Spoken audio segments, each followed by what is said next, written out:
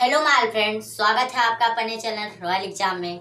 मैं शिव मौर्य आज लेके आया हूँ इस वीडियो में ट्रिग्नोमेट्री, जो कि हाई स्कूल का सब लोग कहते हैं बहुत खतरनाक चैप्टर है।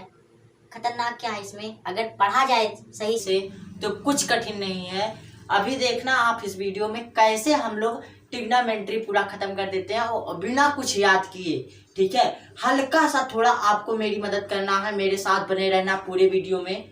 और बात करते हैं हम अपने इस वीडियो की, तो इसमें आपको मैं थोड़ा सा शुरू में थोड़ा सा कहूँगा याद कर लीजिए, उसके बाद आपको कुछ नहीं याद करना। ठीक है, तो अब देखते हैं, वीडियो शुरू करते हैं। तो आज का टॉपिक है ट्रिग्नोमेट्री, त्रिकोणमिति। ठीक है, तो त्रिकोणमिति जो है, त्रिकोणमिति पहले है क्या ये समझ लेते हैं। त्रिकोणमिति, त्रिकोणमिति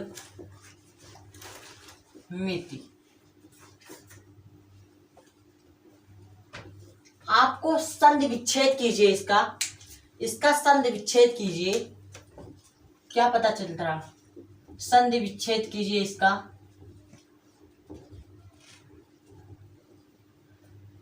त्रि प्लस कोण प्लस मिति। ठीक है, समझ में आया। त्रि 3 प्लस कोण मिति प्लस माप। ठीक है, क्या समझ में आया कि क्या दिख रहा है आपको? इतना सिंपल वे में त्रिकोणमिति का मतलब क्या होता है, यानी कि त्रि प्लस कोण प्लस मिति। ठीक है, त्रिकोणमिति। ऐसे हम ट्रिग्नोमेट्री देखें तो देखिए, ट्रिग्नोमेट्री जो है ट्रिगोन प्लस मेट्रॉन, ये ग्रीक शब्द है, इससे मिलकर बना है। तो इसका ट्रिगोन मतलब 3 भुजा या 3 कोण, और मेट्रॉन मतलब क्या होता है, माप। तो दिख क्या रहा आपको, त्रिकोणमिति से भी वही मिल रहा, ट्रिग्नोमेट्री से भी वही मिल रहा। तो त्रिकोणमिति जो है त्रि प्लस कोण प्लस मिति। त्रि मतलब 3, कोण मतलब कोण, मिति मतलब माप। ठीक है, 3 कोणों का माप, यानी कि तीनों कोणों या तीनों भुजाओं के मापों के बारे में अध्ययन करना ही हमारा त्रिकोणमिति होगा। तो क्या समझ में आया, तीनों कोणों या तीनों भुजाओं के बारे में अध्ययन करना ही त्रिकोणमिति होगा। ठीक है, अब हम बात करते हैं, बहुत से बच्चों का क्वेश्चन रहता है, सर भैया ये बताइए कि त्रिकोणमिति केवल समकोण त्रिभुज में ही फॉलो होता है। ये बताइए, क्या त्रिकोणमिति केवल इसमें ही फॉलो होगा? 100% लोगों का, 99% लोगों का जवाब जो होता है वो कहते हैं हाँ, ट्रिग्नोमेट्री केवल समकोण त्रिभुज में ही लगेगा। लेकिन ऐसा नहीं है, त्रिकोणमिति किसी भी त्रिभुज में लग सकता है, कहीं भी लग सकता है। ठीक है, इसके लिए हमको आगे जाना पड़ेगा। ठीक है, तो मैं केवल क्लास 10 के बारे में यहाँ पे बात कर रहा हूँ, तो केवल क्लास 10 के बारे में बात करूंगा। यहाँ पर ये मान लीजिए सी, यहाँ पर ए, यहाँ पर बी। तो इसको निकालने का फार्मूला अलग होता है और इसको निकालने का फार्मूला अलग होता है। यहाँ पर 90 बना दिया जाता है, यहाँ पर हो सकता है इसका कोण अलग हो, इसका कोण अलग हो, इसका कोण अलग हो। ठीक है, यहाँ पर 90 रहता है, 90 के सामने कहेंगे ये सब बात की बात है। ठीक है, तो ऐसा नहीं कहेंगे कि समकोण त्रिभुज में केवल ट्रिग्नोमेट्री फॉलो हो सकता है। हम ये कहेंगे कि त्रिकोणमिति किसी भी त्रिभुज में फॉलो हो सकता है। ठीक है, अब बात करते हैं हम अपने टॉपिक की, त्रिकोणमिति, त्रि प्लस कोण प्लस मिति, 3 कोणों या 3 भुजाओं का माप। ठीक है, इस त्रिभुज के बारे में, मतलब समकोण त्रिभुज से हटके जो त्रिभुज होते हैं उसके बारे में अध्ययन आपको लगभग 12 या 11 में मिल सकता है, मुझे कंफर्म नहीं है। ठीक है, इसके बाद ये ट्रिग्नोमेट्री हमें जो पढ़ना है ये हाई स्कूल सिलेबस के लिए है, हाई स्कूल फॉर क्लास 10। ठीक है, क्लास 10 के लिए रहेगा ये केवल। ठीक है, अब बात करते हैं हम त्रिकोणमिति, ट्रिगोन प्लस मेट्रॉन। ठीक है, तीन भुजा या तीन कोणों का अध्ययन ही हमारा क्या होगा, त्रिकोणमिति होगा। अब हम अपने टॉपिक पे आते हैं। तो हम अब बात करने वाले हैं बाबू किसके बारे में, समकोण त्रिभुज के बारे में। समकोण त्रिभुज होता क्या है, पहले ये बता दें कि समकोण त्रिभुज कोणों के आधार पर, ठीक है, कोणों के आधार पर त्रिभुज कितने प्रकार के होते हैं, ये बताइए जरा हमें। कोणों के आधार पर कितने प्रकार के, पहला 5 प्रकार के होते हैं, ठीक है, कोणों के आधार पे 5 प्रकार के और भुजा के आधार पे 3 प्रकार के। और त्रिभुज कहते किसे हैं, 3 भुजाओं से घिरी आकृति को त्रिभुज कहते हैं। बस क्लियर है। अब पहला देख लेते हैं, दूसरा, उसके बाद तीसरा, उसके बाद चौथा, पांचवा। ये न्यून कोण और समकोण, न्यून कोण त्रिभुज, समकोण त्रिभुज, अधिक कोण त्रिभुज,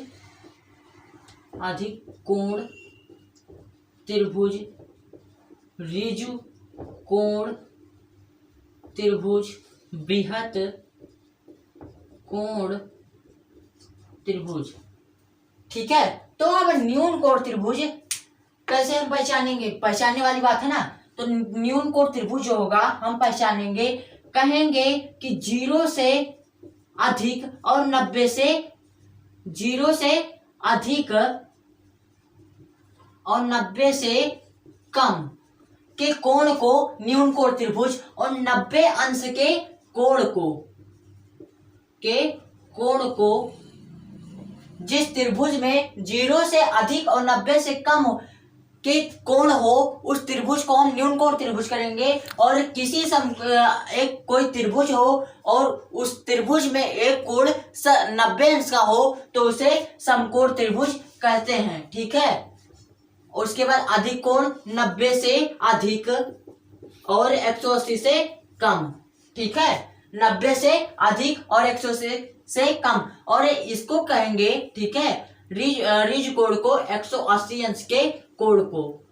ठीक है, और यह बृहत कोण होगा 180 से अधिक और 360 से कम। ठीक है, इतना बात समझ में आ गया।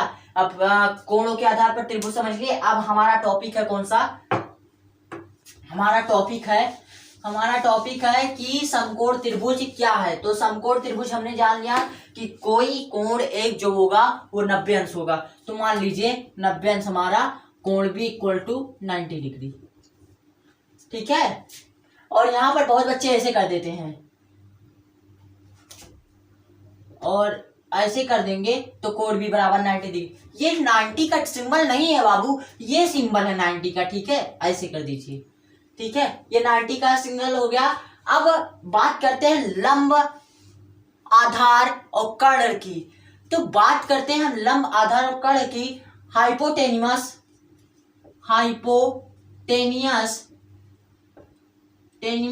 और परपेंडिकुलर एंड बेस की। तो हम सिंपल में जानते हैं, मैं कुछ नहीं रटवाऊंगा, गारंटी लेता हूं, कुछ नहीं रटना पड़ेगा आपको। देखो, हम कोण बी के सामने जो होगा, अगर मान ले ऐसे कहें कि 90 डिग्री के सामने वाली भुजा क्या होगी, बताइए जरा, कमेंट कीजिए। और कोण बी के सामने वाली भुजा होगी हाइपोटेनियस। ठीक है, हाइपोटेनियस यानी कि कर्ण। ठीक है, कोण बी के सामने कर्ण। अब बात करते हैं लंब और आधार की। ठीक है, तो एक बात बताएं, अगर हम कोण ए के लिए कहेंगे तो इसके सामने की भुजा जो होगी, ये लंब होगी। ठीक है, और जिसपे कोण बन रहा है वो आधार होगा। ठीक है, यानी कि अगर कोण ए के लिए कहेंगे हम, इसके बारे में तो कुछ कह नहीं सकते। ठीक है, क्योंकि ये अकेला 90 है। और कोण ए के बारे में कहेंगे तो कोण एक से जो ए के सामने जो पड़ रहा है भुजा वो लंब होगा, और जिस भुजा पर ये कोण बन रहा है वो आधार होगा। यानी कि ये परपेंडिकुलर होगा और ये बेस होगा। ठीक है, अब कहेंगे क्या सर कोण सी के लिए भी ऐसा होगा, तो बिल्कुल नहीं होगा। ठीक है, आप ये मत कहना कि ये लंब है ये आधार है, कोण सी के लिए ऐसा नहीं होगा। कोण सी के लिए देखिए, कोण सी के लिए मैंने बताया कि कोण सी के सामने जो भुजा वो लंब, तो कोण सी के सामने की भुजा ये वाला ए बी जो होगा, ए बी ये लंब होगा, और कोण सी जिस पर बना है ये आधार होगा। ठीक है, समझ में आया। अब बात करते हैं हम त्रिकोणमितीय अनुपात की, जिस पर पूरा ट्रिग्नोमेट्री स्थित है। यानी कि अगर हमें चलने के लिए पैर की जरूरत है तो हमें ट्रिग्नोमेट्री को समझने के लिए sine cos tan cot sec cosec समझना पड़ेगा। ठीक है, अब हम बात करते हैं त्रिकोणमितीय अनुपात। हम साइन कॉस टैन कॉट को ही हम त्रिकोणमितीय अनुपात कहते हैं। ठीक है, अब त्रिकोणमितीय अनुपात की बात करते हैं हम। देखिए त्रिकोणमितीय अनुपात देख लीजिए,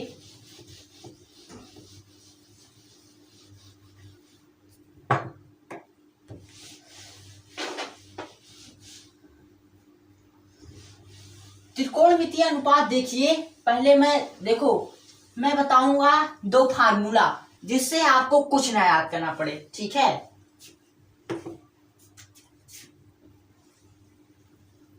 sign cos tan cot sec cosec. ठीक है, अब हम बनाते हैं एक समकोण त्रिभुज।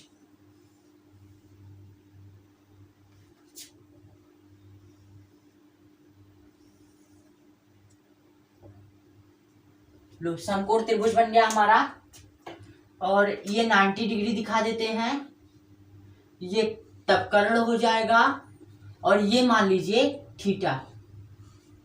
ठीक है, तो ये सी नाम दे दीजिए, ये बी नाम दे दीजिए, ये ए नाम दे दीजिए। ठीक है, तो ये लंब हो जाएगा और ये आधार, क्योंकि थीटा के सामने वाला कोण आधार और थीटा जिसपे बना, अरे थीटा के सामने वाला कोण लंब और थीटा जिसपे बना आधार। ठीक है, इतना समझ में आया। अब साइन की वैल्यू हम कैसे निकालेंगे, एक फार्मूला में एक ट्रिक बता रहा हूं, वो ट्रिक याद कर लीजिए, अभी आपको समझ में आ जाएगा मैंने क्यों बताया। ये भी सुना होगा, लाल बटे कक्का। ठीक है, लाल बटे कक्का, और पंडित बदरी प्रसाद हर हर बोल, और सोना चांदी तोल। ठीक है, ये लाल बटे कक्का, और इसका मतलब क्या है आपको जल्द समझाऊंगा। देखिए, लाल बड़े बड़े बड़े बटे कक्का, ये ए जो यल जो है, एल एल हमें लंब को प्रदर्शित कर रहा है, और एक जो है आधार को, और के जो है कर्ण को। ठीक है, बात समझ में आई। लंब जो है, और मतलब एल जो है वो लंब को दिखा रहा है, आधार जो है वो ए को दिखा रहा है, कर्ण जो है के से प्रदर्शित कर रहा है। ठीक है, समझ में आया। अब बात करते हैं हम इसका वैल्यू, ये हम जानने के लिए क्या करेंगे। अब ऊपर अगर साइन लिख दीजिए, और यहाँ पे कॉस, यहाँ पर टैन। ठीक है, ठीक है, तो एक जरूरी बात, साइन बराबर लिखेंगे पहले 1 cosec, 1 tan equal to 1 cot, and cot equal to 1 tan, sec equal to 1 cos, and cosec equal to 1 sin। तो एक बात बताइए, हम साइन की वैल्यू निकाल दें तो कॉसेक का पता चल जाएगा, और कॉस का निकाल दें तो सेक का पता चल जाएगा, और टैन का निकाल दें तो कॉट का पता चल जाएगा। तो ठीक है, अब बात करते हैं हम। देखिए, साइन कॉस टैन लाल बटे कक्का, इसके आधार पे करते हैं हम। देखिए, लाल बटे कक्का याद कर लीजिए, पूरा ट्रिग्नोमेट्री खत्म। ठीक है, लाल बटे कक्का जो है, साइन जो है यहां पर ऐसे देखते हैं हम,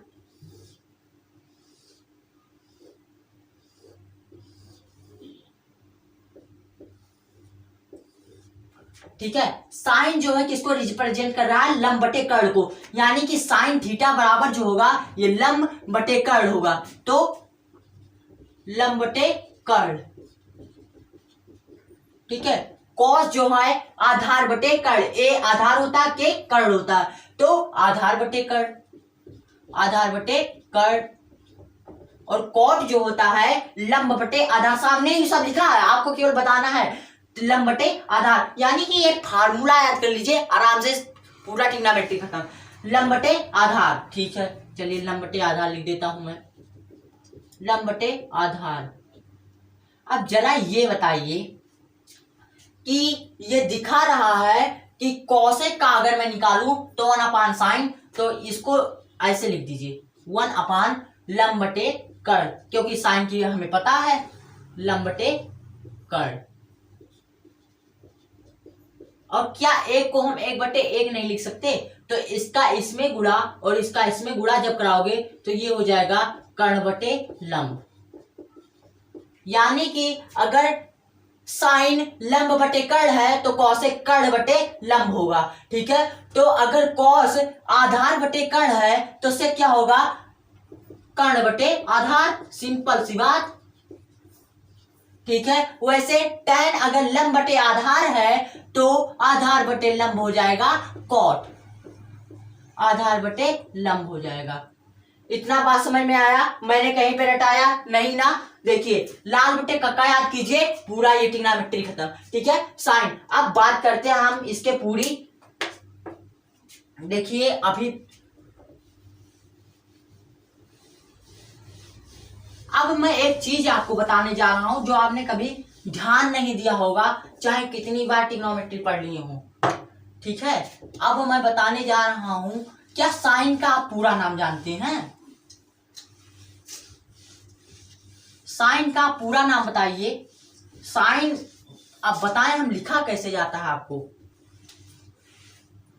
साइन जो है, साइन के बारे में सबसे पहले बताया था आर्यभट्ट साहब ने, जो लगभग अब क्या बताएं, लगभग 10,000 प्रमेयों को सिद्ध कर सकते थे।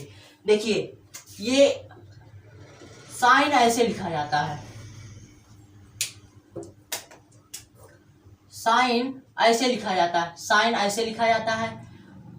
साइन का पूरा नाम ये होता है, इसका कोसाइन होता है और इसका टेंजेंट होता है, टेंजेंट का को, इसका को टेंजेंट होता है, को टेंजेंट, और सेक का सेकंड होता है, और कॉसेक का को सेकंड होता है।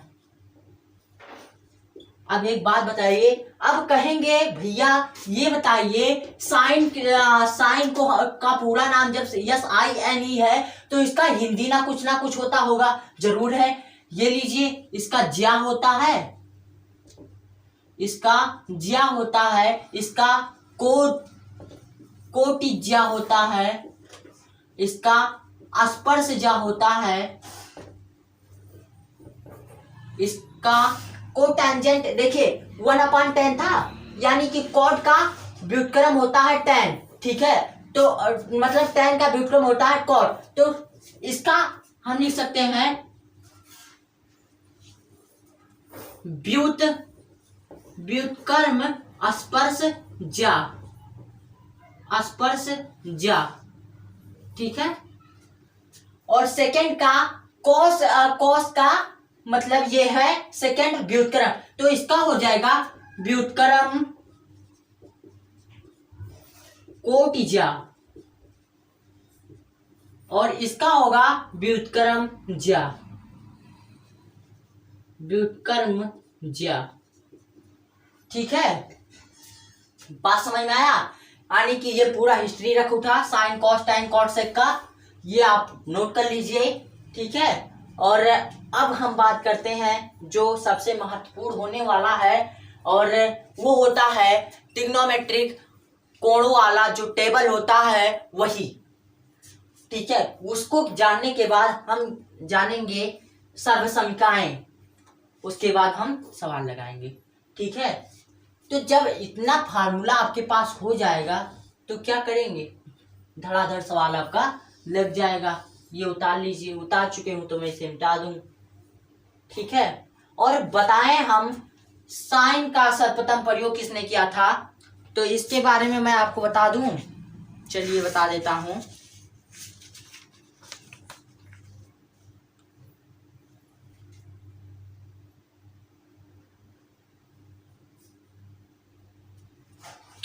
साइन का जो मुझे पता हो बता रहा हूं। साइन का सर्वप्रथम प्रयोग, मतलब इस संक्षिप्त रूप का मतलब इसका प्रयोग यार, इतने का SIN का प्रयोग सर्वप्रथम किसने किया था? एडमंड गुटर ने, जो कि एक खगोलविद शास्त्री थे। ठीक है, और कॉस का पता नहीं कौन से मुड़े थे, वो किए थे। मैं बता रहा हूं,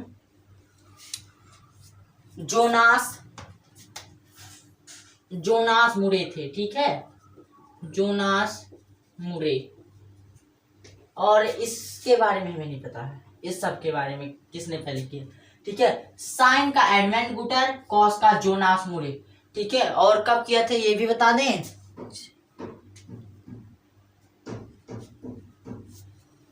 ये 1674 में इसका प्रयोग हुआ था।